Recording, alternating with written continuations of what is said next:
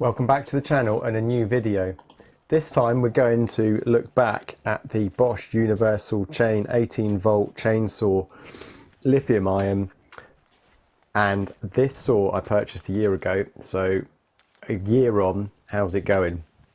I removed the nose bar of the saw because it's pretty useless with the kick back prevention bar at the end. It was just getting really annoying. The saw is a low speed, low RPM chainsaw, so it doesn't operate at the speeds a petrol chainsaw or a faster battery chainsaw does. So the chance of kickback is fairly low. The actual guard on the front is well, it would be the brake, but on these chainsaws it's just fixed. There's no brake system as such, so you can't switch it off, as it were, from the brake. It's fixed. So yeah, here we go. I bought this without the batteries, bare tool, for around £100 off Amazon. They still do these, but they now do them with the batteries, the 2.5 amp hour batteries. This one here's got a 2 amp hour battery, and this, well, the two batteries that I've got are about 4 years old.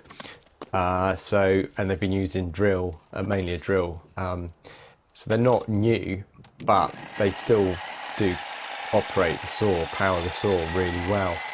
I would suggest, if you are getting one of these, to get a couple of batteries. The batteries are now changed slightly.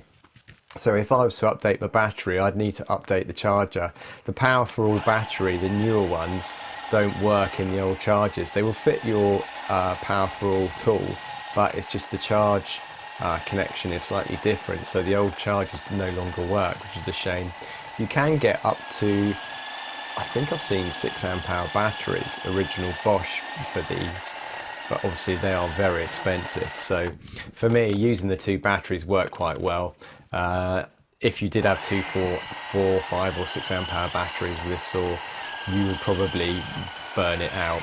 I've had it to the point where the saw won't operate because the actual battery protection's kicked in and the battery's too hot, so it doesn't operate, at which point I leave it to cool down. So yeah, these are good saws. The only thing that I noticed was when I sharpened the saw, the blade or the chain wasn't that great afterwards. So in the end I just purchased a new chain. You can get them very cheap on eBay, and that's what I did, sort of preferred method. Here we're cutting sycamore, by the way, so it's not a dense hardwood as such, but we're cutting different thicknesses, so it's a good demonstration of this saw. The other thing you need to keep an eye on is the auto chain oiler, the bar oiler. You need to clean these saws just to make sure that there's no kind of dust and rubbish in the bar rail, and also where the oil comes out of the auto oiler. Otherwise it just won't be oiling the bar and you're going to burn the bar out. So that's something worth looking at. You know if it's not working because obviously the chain oil is just not going down. It doesn't use a lot of oil. So yeah, pretty good tool this. Obviously not perfect for huge trees, but small garden stuff, it's ideal. Never had any issues with it. Its own protection features for the battery kicked in. That was the only time it stopped working. But yeah, I've had it in trees, used it as a arb saw, and it's fine. It's fine. So I think the only thing that's going to go on this in time will be the batteries, but I imagine, you know, something that's just sat around and occasionally used, this will go on for a few years now, and it'll be good. So yeah, I was tempted to get some of the cheap imitation batteries, but I think that the quality of the lithium cells is going to be pretty poor compared to the original Bosch, so I've sort of gone against that idea. But here we are, 13 cuts in, and it's still going. This is the first time I've actually kind of measured how many cuts it can perform on a charge. And these batteries are the 2 amp hour batteries, so by standard they're 2.5 amp hour batteries that come with these saws. So yeah, it's the capacity is a bit low. That's what I I was a bit worried about when I used the drill batteries. I thought that it wouldn't be good at all. It'd be just very few cuts, like 5 or 6 or something. But no, it's good. It's very good.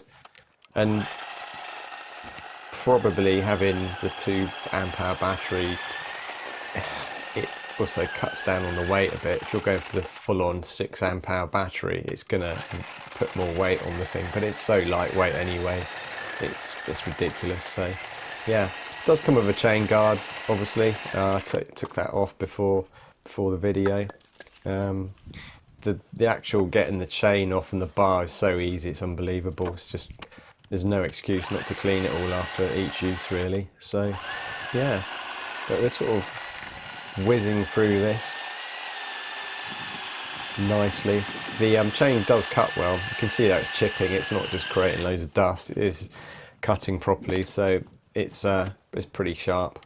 And like I say, because the chains are so cheap, the small chains, I sort of just buy a new chain now off eBay rather than trying to sharpen it. I might give it another go at sharpening. I think half the problem is that it's very sensitive to uneven sharpening or certain cutters being sharper than others, because it's such a low RPM saw.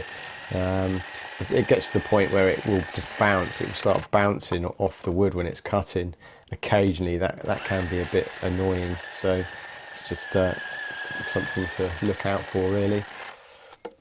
So yeah, still going, still cutting. The only thing with these saws is if you're not constantly looking at the battery level, they can catch you out, especially if you're up a tree using them. So that's something to bear in mind. Just do a few cuts and then probably change the battery over. You just don't want to be up a tree and then the battery runs out and you've got half a branch cut going on across the road or something. So 23 cuts.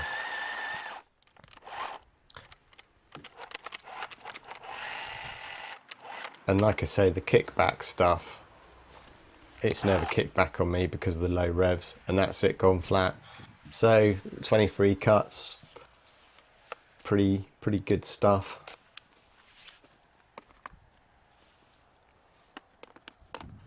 Batteries are quite warm after that kind of work. I let them cool down and then put them on charge, and they charge. It takes about 45 minutes to charge the battery from flat. I did read somewhere about letting the lithium batteries not go down below 30 or charge above 80%, but I think that's just ridiculous. Anyway, so yeah, I'll let you watch the rest of the video. Don't forget to rate, subscribe. If you've got any questions on this saw, ask me and I'll come back to you, and I'll see you on a new video.